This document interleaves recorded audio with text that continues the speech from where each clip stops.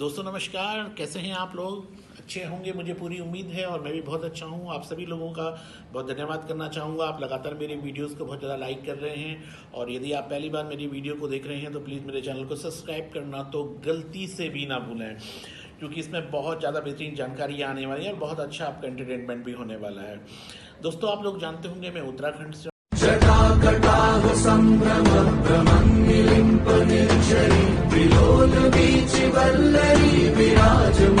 यहाँ पे 3 लैंग्वेज बोली जाती हैं, कुमाऊनी, जौनसारी और गढ़वाली लैंग्वेज बोली जाती है।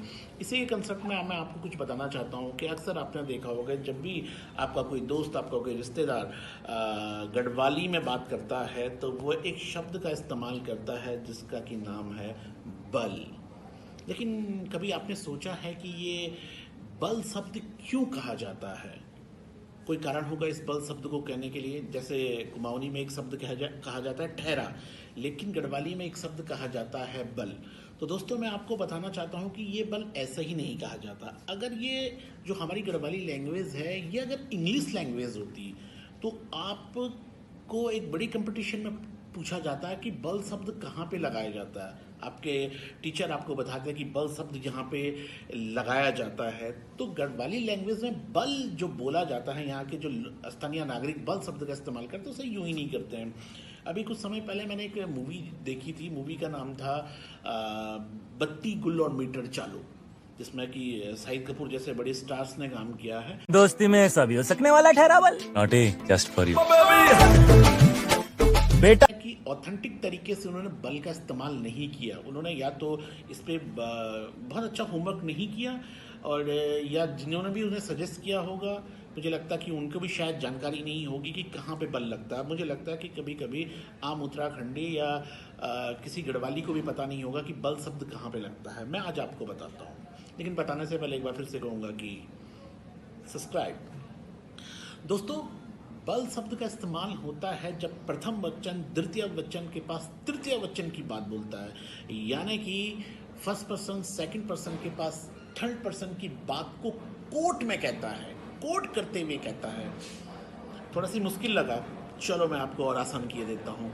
अगर एक आदमी किसी दूसरे आदमी के पास वो बात कह रहा है जो उसने नहीं कही और किसी तीसरे आदमी की बात बता रहा होगा तो बल शब्द का इस्तेमाल होता है। जैसे मैं आपको बताता हूँ कि रमेश ने सुरेश के पास बोला कि दिनेश कह रहा था बल, यानी कि वो दिनेश की बात को कह रहा है। सपोज कि दिनेश कह रहा था बल कि कल वो दिल्ली जाएगा।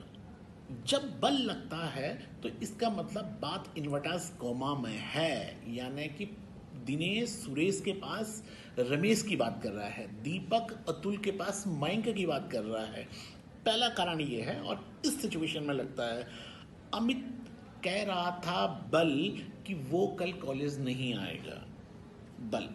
सेकंड कंडीशन होती है बल की लगने की जब आप किसी कल्पना की बात करते हो या इमेजिनेशंस, जिसे इंग्लिश में कहते हैं इमेजिनेशंस, अगर आप करते हैं, कल्पनाओं की बात आप करते हैं तो वहाँ पे बल शब्द का इस्तेमाल होता है।